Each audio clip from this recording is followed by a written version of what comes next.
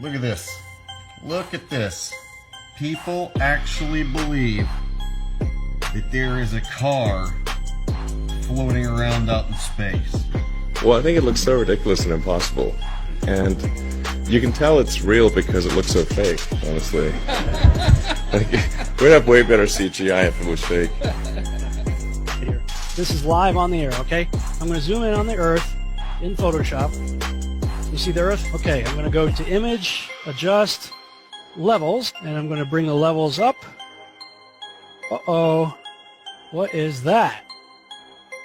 Why is there a square box around the Earth?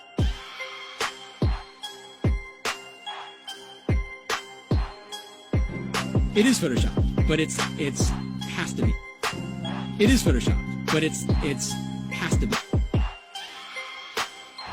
It is the world that has been pulled over your eyes to blind you from the truth. What truth? That you are a slave, Neo. Like everyone else, you were born into bondage, born into a prison that you cannot smell or taste or touch. A prison for your mind.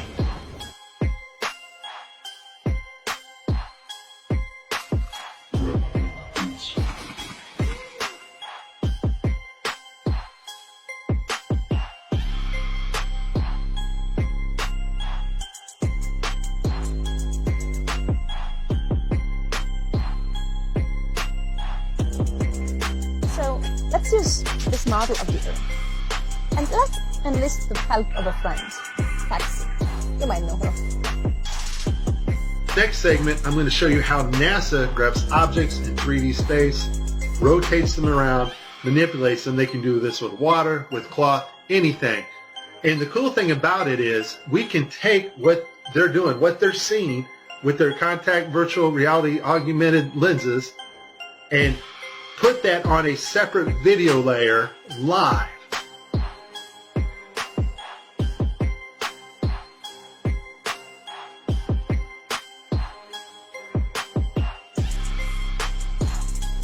Okay, I have a lot of Tim Peake screw-ups, but this one here, the system glitches, the software does not track his hand properly, and Tim slips his hand underneath his other fingers, which is tightly holding onto the mic, which would be impossible.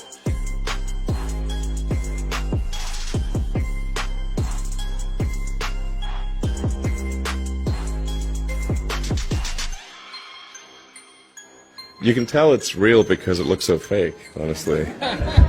Like, we'd have way better CGI if it was fake.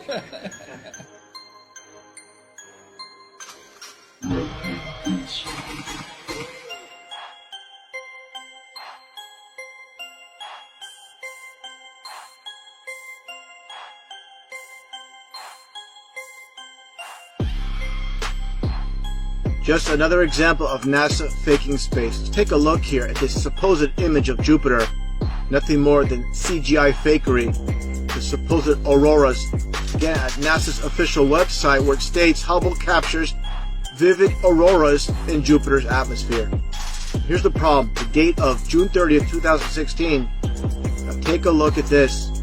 Another so-called official image of Jupiter. This one's from back in 2014. You see the problem here? Now let's take a closer look at the supposed two images provided from NASA of Jupiter. All the clouds are in the same exact position. Here's a side-by-side. People can't see what's taking place here with NASA. Nothing more than fakery. I mean, give me a break. This is a complete insult if you have a brain in your head.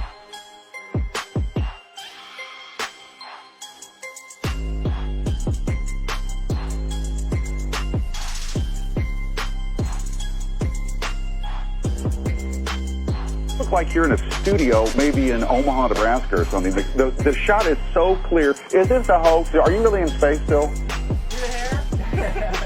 I don't know. We're going to have to do something for you.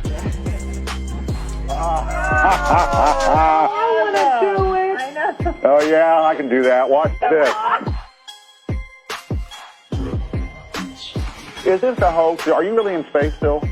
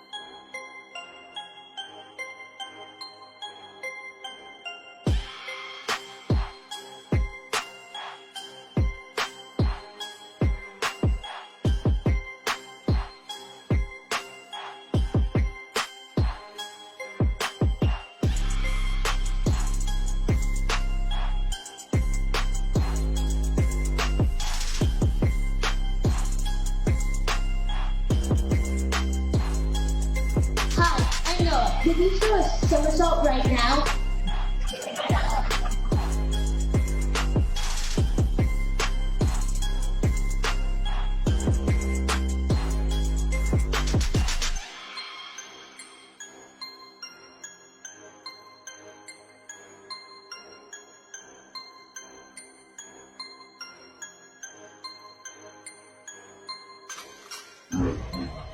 Is this a hoax? Are you really in space still?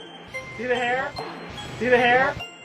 And they just start making stuff up. Yeah. Like that Neil Armstrong guy. Have you seen him on the talk shows? Neil Armstrong, you mean the first man to walk on the moon? Talk about a fish story. Yeah. Man, and they're buying it. Oh, yeah.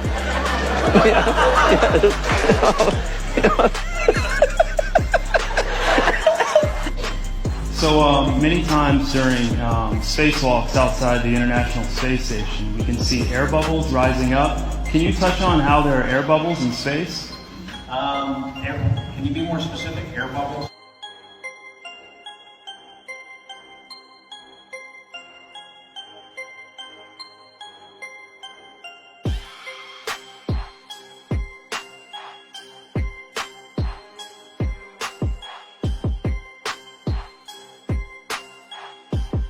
So yeah, like a lot of times during the footage, the NASA footage, you can see bubbles coming up out of the helmets or kind of from underneath you.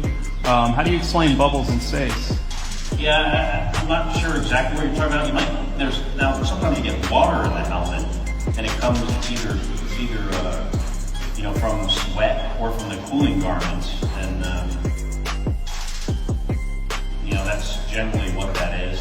I've never seen any kind of air bubble anywhere. Could it be that you're filming in an underwater pool and you're not really out there?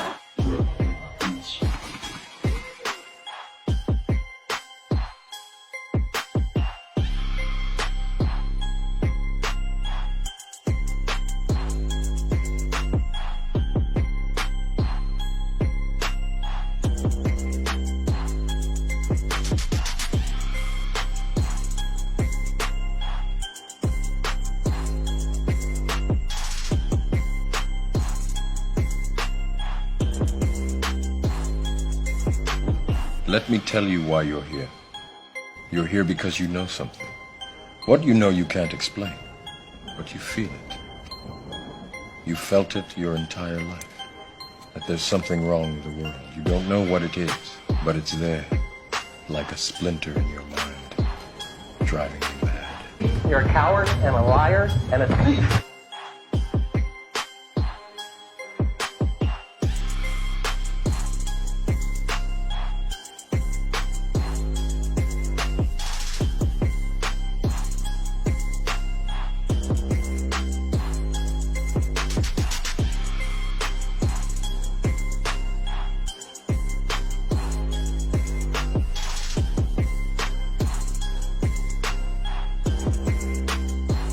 In 1986, the shuttle Challenger exploded about 74 seconds after takeoff, killing all 7 astronauts inside.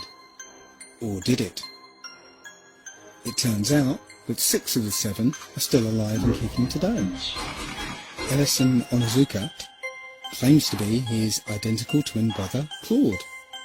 Yeah, I've got an identical twin brother, Claude, too. The Challenger pilot, Mickey Smith, hasn't even bothered changing his name. He's now Professor Michael J. Smith of University of Wisconsin. Now, Krista McAuliffe was a bit of a sneaky one. She was the Challenger payload specialist, quite famous for being a teacher. It turns out, during her astronaut days, she was using her middle name, Krista, and now she goes by her first name, Sharon. The Challenger commander, Francis Richard Scobie, is now Dick Scobie, which sounds like a rather unpleasant disease. Judith Resnick, the Challenger mission specialist, again hasn't even bothered changing her name. She's a professor at Yale Law. And finally, Ronald McNair, another Challenger mission specialist, claims to be his identical twin brother, Carl McNair. What are the odds? So there I was, just minding my own business, looking at Google Earth, and This big, snow-covered monstrosity is staring me in the face like, why is that covered in snow? So I keep digging a little bit deeper, and I finally get underneath this cloud cover here, and a few images pop up. And I say, oh, images, what are they? Well, this is what you got, which I'm sure that looks familiar to you, right? Looks just like the pictures they give us of Mars. So I'm just kind of creeping around here and definitely noticing the same kind of undulation changes and same kind of rock, same kind of dirt. The only thing that's missing is that nice little red tint that they pay somebody $150,000 a year to put on there.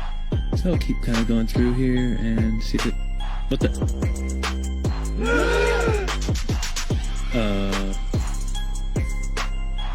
Yeah.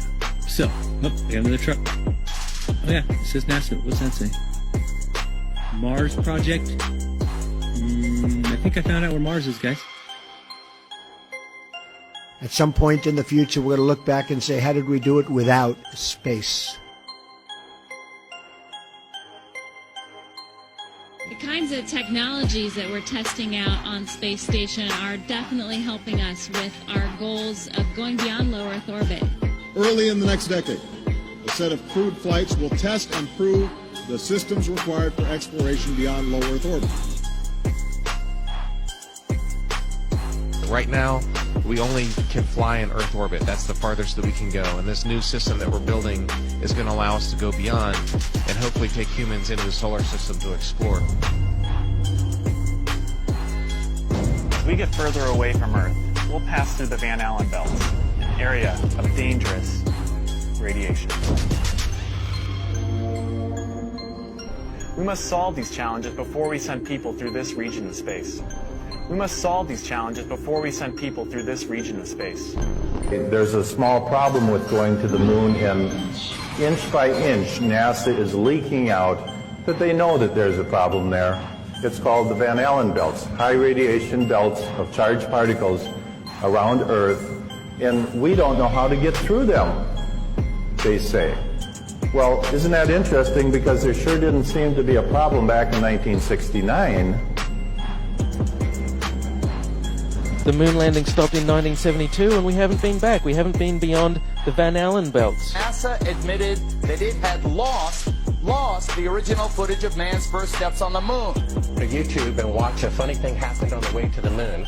It contains newly discovered evidence, which is part of the missing tapes, of outtakes from the first mission to the moon, of them falsifying a shot of being halfway to the moon. For NASA to come out and say that all the tapes are erased, I mean, it's incredible. Geraldo, this isn't just one tape. This is rooms of tape labeled Apollo 11 moon landing. Someone had to physically go and erase it. It's very challenging to try to prove we landed on the moon, and it shouldn't be challenging. The tape should be there. There should be plenty of evidence. I mean, it's proof right there. This is an official NASA photo of the first Apollo 11 lunar module landing on the moon. I mean, it's right there. This is proof, man. It's the picture's right there. It's landing on the moon. But the only problem I have with this picture is that it's taken from the moon.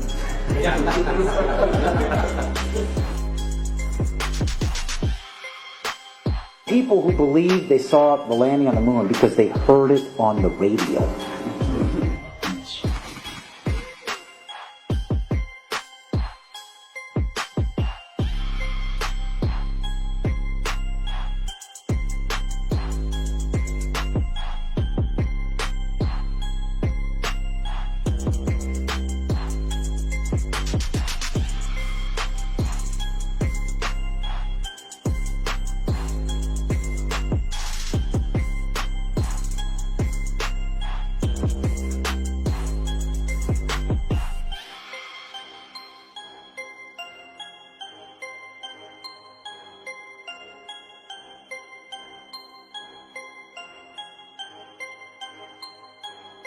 Here's a picture of the INSAT actually being deployed from the spacecraft. Did you see it in the background? There was a guy in the background, man. I'm not kidding you. You can't deny that that's someone in the background. There's a guy moving in the background.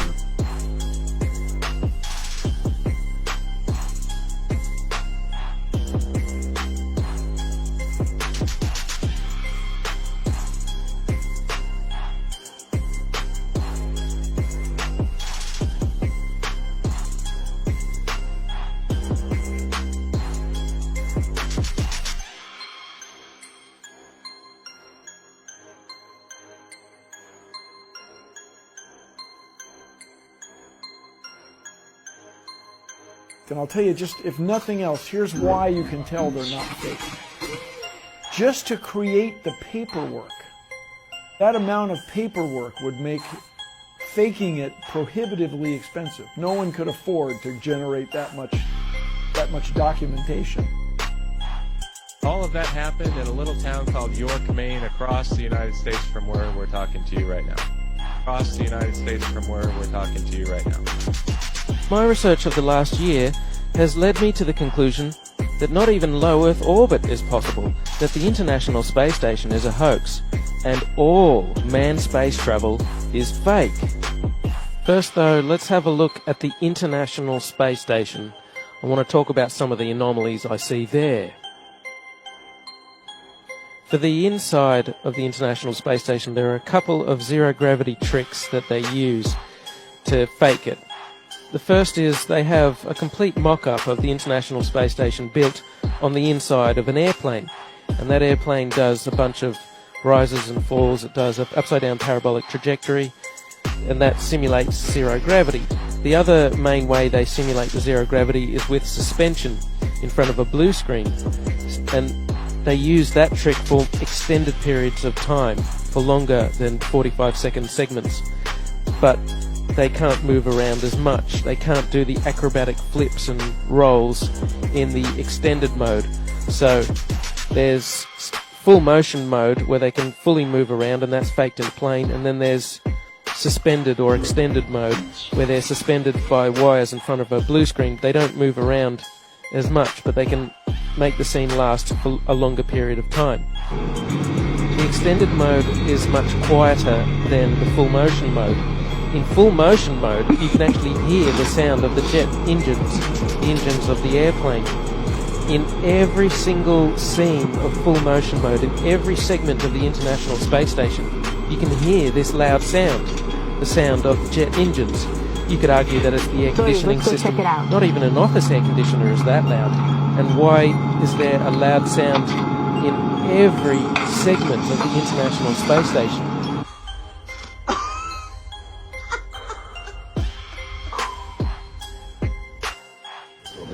Mr. Armstrong, Bart Sibrel, ABC Digital.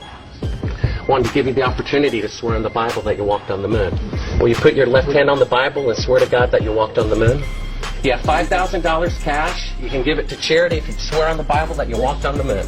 I have the tape. It'd be fine. Why don't you swear to... Why not? Why won't you do it?